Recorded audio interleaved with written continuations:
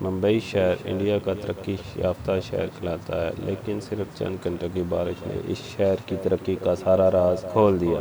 آج کی اس ویڈیو میں آپ کے ساتھ ممبئی شہر کی اب تک کی صورتحال شیئر کریں گے، مگر تفصیلات میں جانے سے پہلے آپ سے گزارش ہے کہ اگر آپ ہمارے چینل پر پہلی مرتبہ آئے ہیں تو ریڈ بٹن پر کلک کر کے اور بیل آئیکن کو پریس کر کے اردو فن مزہ کو سبسکرائب کر لیں تاکہ ایسی انفارمیٹیو ویڈیوز آپ کو ملتی رہے۔ یہ ہے بھارت کا ترقی یافتہ شہر ممبئی۔